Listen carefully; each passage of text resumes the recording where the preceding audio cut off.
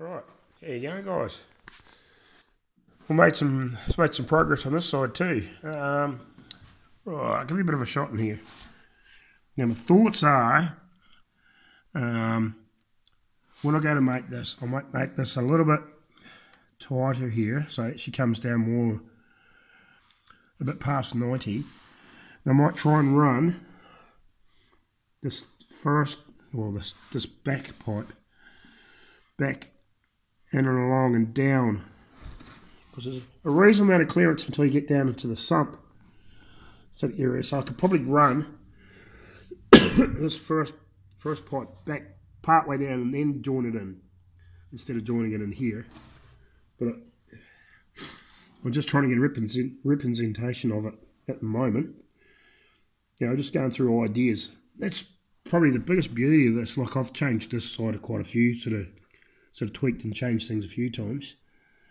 And I'll probably do something similar on this side too, you know, run it a bit tighter. Probably what I actually could do is either shorten this bit of pipe up and put the 45 a bit earlier and run it down there to represent a bit better. And probably what I could do is pull this tech screw out and twist this around a little bit and put the 45 in there and then run it back down under here. So it gives a bit better representation, which I might do later. As you can see, I've got two pipes running down and then through here, back around past the steering box and all that stuff. I'll just climb underneath and give you an idea. Right, sorry about the camera shaking and everything. So this is what I've got at this stage. So I've got them two running down through here and to here at the moment. And to be honest, I was trying to want to run the two pipes as far as I can with on this side of, you know, with being a bit tighter. So I want to try and get as much the last two pipes as long as I can. So like, it's not actually a lot. If you actually have a look here, that other pipe where I've got that sitting at the moment beside the trans on the other side, like this isn't a lot lower if I run the two pipes side by side back further into here before I maybe collect it. So actually just run it straight underneath, just shift linkage and stuff like that, which is quite a possibility. Like, it's not a lot lower.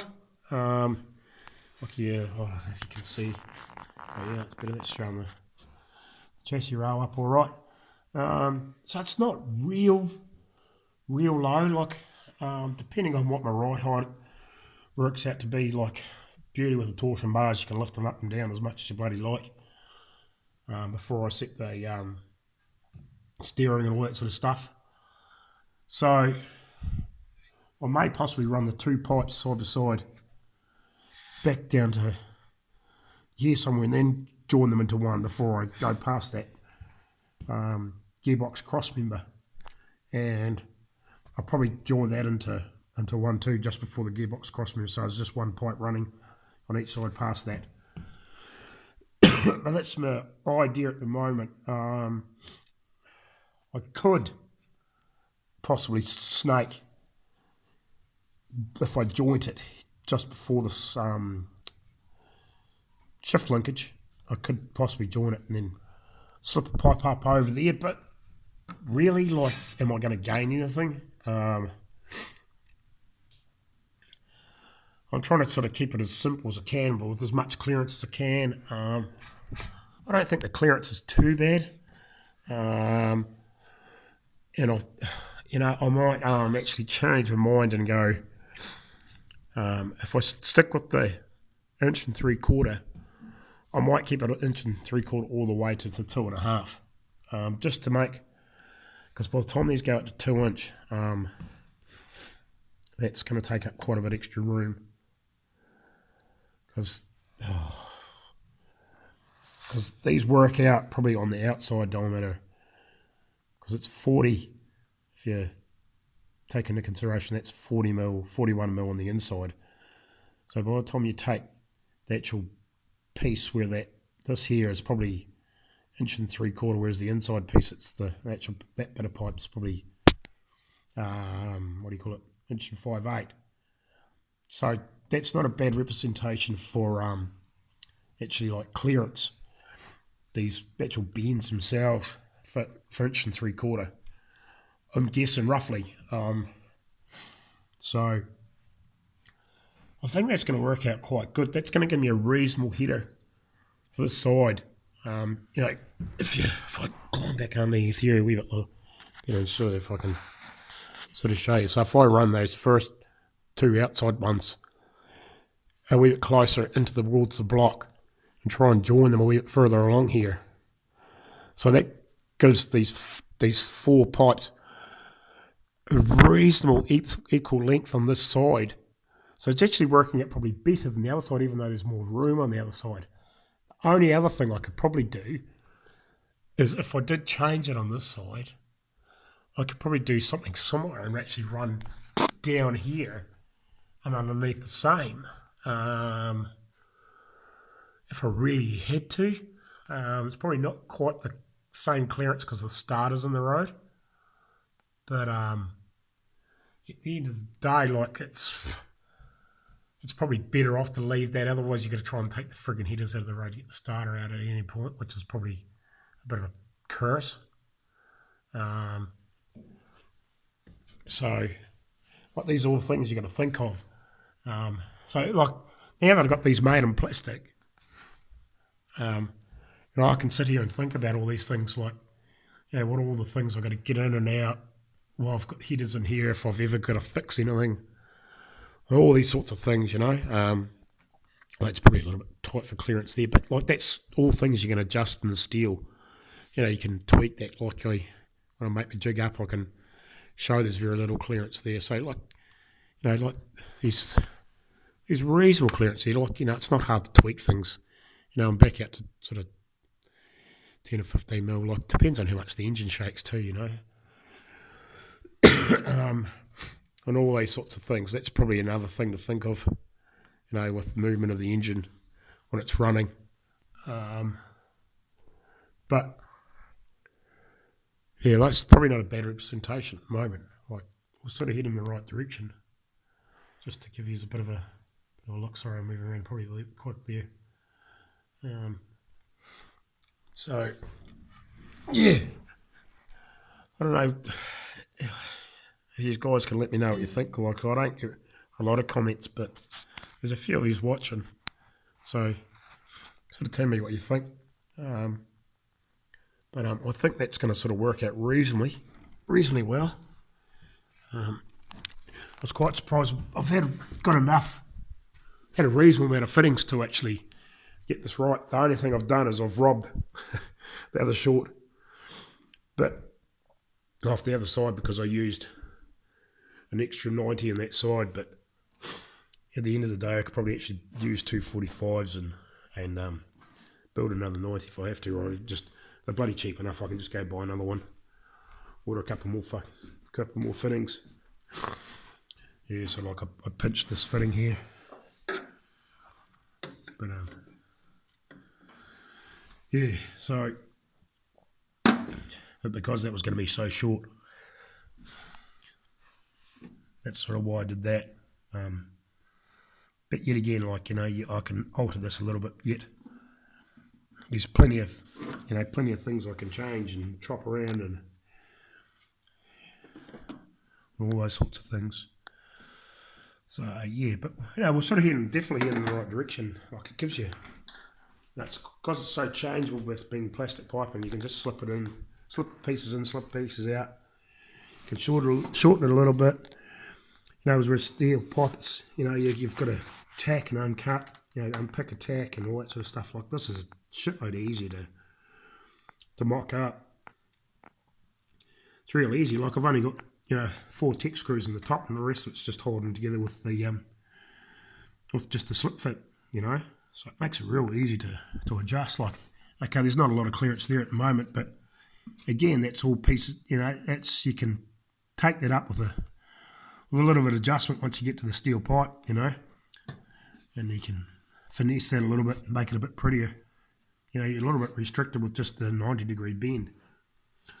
You can make that 92 or 93, and you can take all that out. No worries at all. So that's where we're at. So that gives you a pretty good idea of what and how I'm doing this. As you can see, like it's pretty simple to mock up a set of headers like this. It's one a lot more people don't like that. I don't know. I just seen it on the on YouTube through stainlesssteelheaders.com, and I picked that up through watching one of that Mike Finnegan off Roadkill. He was building the headers for his drag boat that he's building up with a huge blooming Hemi V8 in it with a couple of turbos on it, and he sort of said that these stainlesssteelheaders.com guys had some really good videos and tips on how to build headers, and this was the first thing I seen. They were using these PVC pipe like this, and it's like, shit, that makes it easy to mock up and get a good gist of where everything's heading. So I think we're definitely heading in the right path. Like these, I've just slapped this together tonight. So now I can sort of look at it and think about it, and like it's not hard to tweak. I got 6 meters of pipe, and I've used I've still got 2 meters left of pipe. Everything else I've pretty much used. I've got a little short piece down there that I haven't used so far. So there's about 4 meters of pipe in these headers so far, without the bends. So that gives you a pretty good idea too, like I wouldn't have thought there was that much pipe in them, but I suppose when you got 4 pipes and they can all over the place. So just give you another wee shot down in here. You can sort of see where I've got that running now. So I think this will work out quite good. Yeah, definitely guys, let me know what you think. Really, like if you know somebody that can TIG well and you want to build a custom set of headers and you want to do it yourself, like it was about $80 for these fittings in the pipe. What's this decent set of headers worth these days? Like $500, $600. So like if you can buy the U-bends and the collectors, and I think it's $120 for the collectors I want. They're about $20 a piece, so I need 3 collectors, so that's $120 for all 6, plus some U-bends, plus some straight pipes. So and if you've got access to a MIG or a TIG, depending on how good a welder you are, or somebody that can do it, you can probably build your headers for way less than what they bloody cost, and you can custom build them. I think the flange plates were $60, I think, for the 2, I think.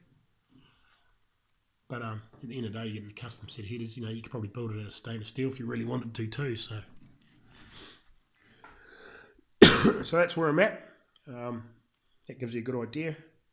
Like all these sort of things, we can tighten up with the bend, with the steel. Like you can make it a lot prettier because you can get better angles. But it definitely gives you a really good idea.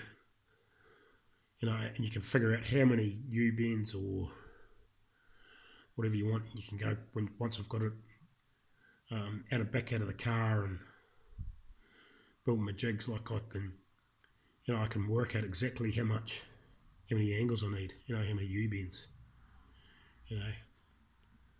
So you're not buying too much extra stuff. Alrighty guys, we'll leave it at that, and I'll post these videos up so you can see. So yeah, I'm really stoked, I think this is working out quite good. Alright, we'll leave it at that, and we'll get back to you. Cheers.